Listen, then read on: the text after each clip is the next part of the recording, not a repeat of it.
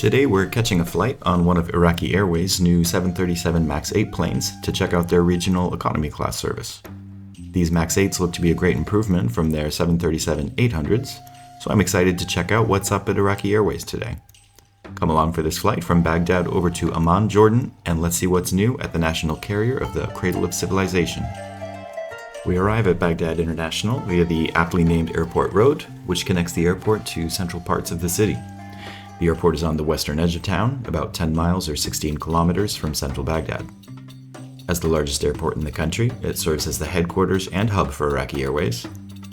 Arriving at the airport, we have a series of security checks, and things are a little rocky in this part of the world these days, so I'm on board with whatever security checks they think are necessary. The airport has three terminals, terminals A, B, and C, and an alternate naming system refers to the three terminals as Nineveh, Babylon, and Samarra. This latter naming system names terminals after ancient cities of the region and is obviously the much cooler of the two naming conventions.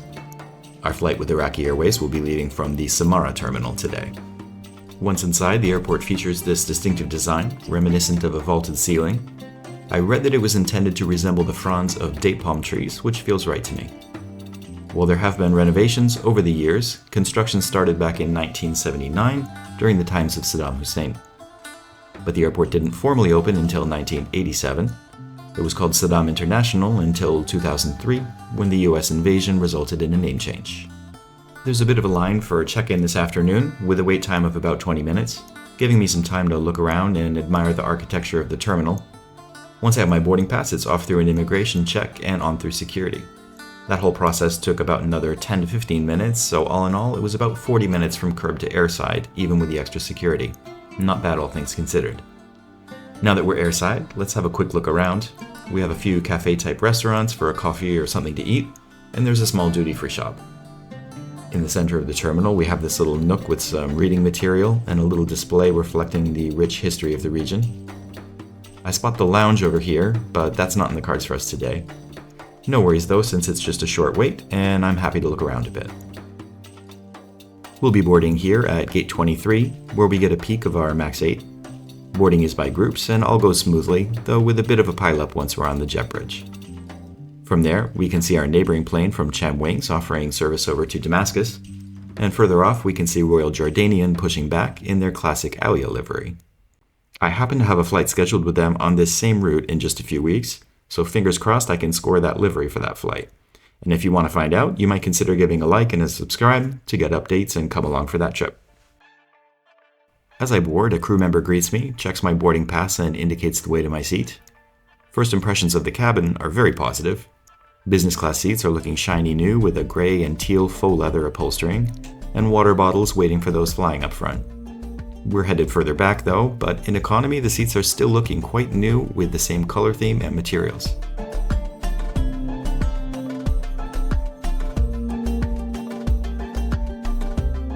I'll be here in seat 25F with a view out of the right-hand side. I see we've got seatback entertainment, which is impressive for a short flight. We'll explore that and see what's included once we're up in the air. The seat also feels plenty comfortable for a short flight, with enough room for my relatively long legs. There's a headrest that's vertically adjustable. The wings of the headrest are also adjustable, but I didn't find that they moved all that much. Up above, we're equipped with individual air vents, and the tray table is in your standard arrangement on the seat back in front of you. In the seat back pocket, we have the safety instructions that look to have been printed and laminated, and there's also a duty-free shopping magazine, although I'd say mine has seen better days. We push back right on time, and the safety video gets started. It's a straightforward animated video. As Iraqi Airways expands, it would be great to see a safety video that highlights some of the local history, food, and culture. The animation does its job just fine, but there isn't a ton of personality in there. Please ensure your luggage is stowed in the overhead lockers or under the seat in front of you. Aisles and exits must be clear at all times. يرجى التأكد من حزم أمتعتكم في الخزائن العلوية أو تحت المقعد أمامك. لضغط الهواء في الطائرة ستتدلى كمامات الأكسجين تلقائيا أمامك. Please ensure that your window blind is open and your mobile phone and other wireless devices are set to flight mode. عند الإقلاع يرجى التأكد من فتح أغلفة النوافذ مع مراعاة ضبط الهواتف المحمولة والأجهزة الإلكترونية على وضع. It will be an hour and a half hop from Baghdad over to Amman, Jordan. Iraqi Airways also runs their older 737-800s on this route, so I'm feeling lucky that we get to check out this newer product today. It looks like they have 6 of these MAX-8s in their fleet at the time of filming. They started taking ownership of them in 2023, making our plane today just a little over a year old. By comparison, they have 14 somewhat older 737-800s. Iraqi Airways is now seeking to increase their footprint, and it looks like they have a few more of these MAX-8s in production, so it sounds like flyers can look forward to more flights in this newer MAX-8 plane.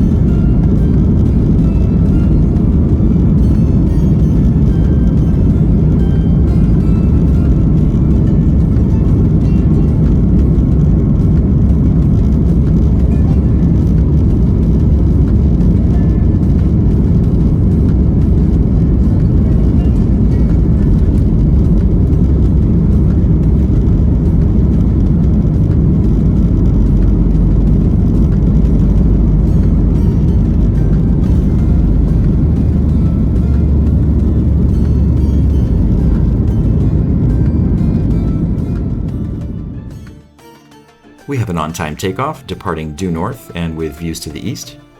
Central Baghdad is off in that direction, but it's a little ways off, so we won't see much of the city during this takeoff. As we ascend, we bank left and head west towards Amman.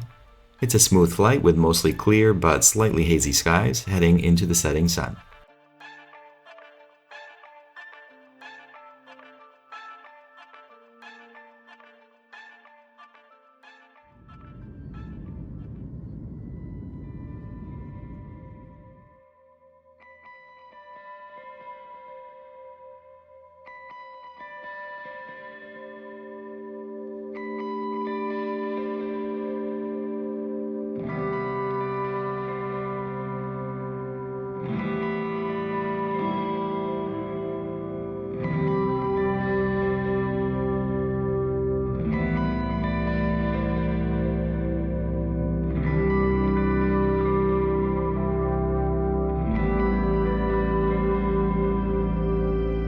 Once we're at altitude, somewhat to my surprise, there's a meal service.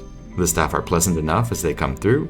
There are no choices involved, and it's a boxed meal, but keeping in mind the short duration of our flight today, it's more than I would expect.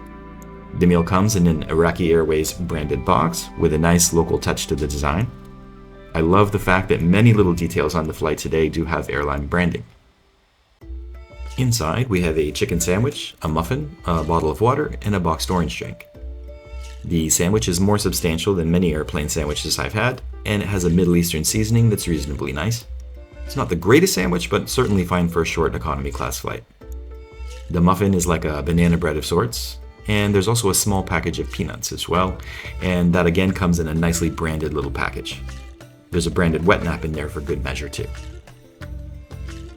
There isn't an individualized drink service on this short flight, but it's worth mentioning that this is a dry airline, so no alcohol available even on longer flights where there is a drink service.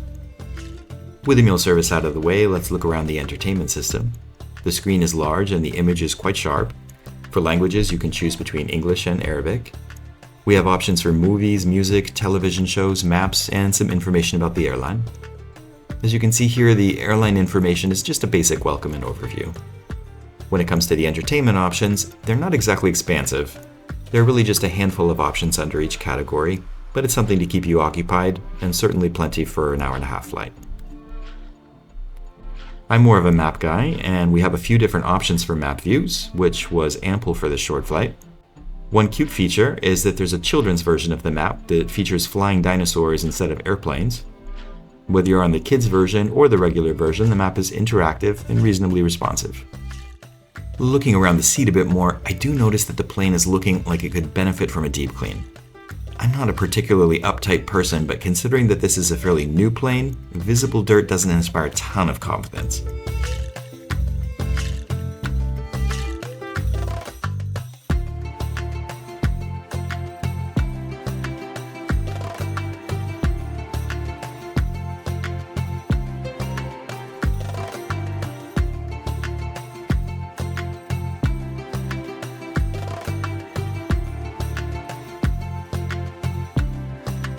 We'll be approaching Queen Alia International Airport from the east, which means views of the desert to the east and southeast of the city of Amman.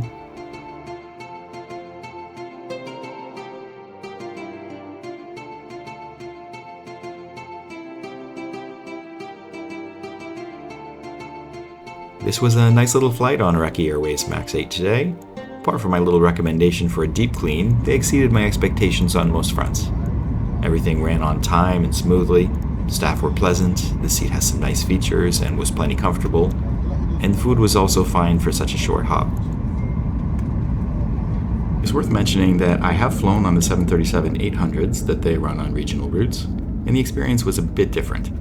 I enjoyed the 737-800s due to the kind of retro feel, but if you imagine that cleaning issue getting compounded over a number of years, you can get a sense of what I remember most about that experience.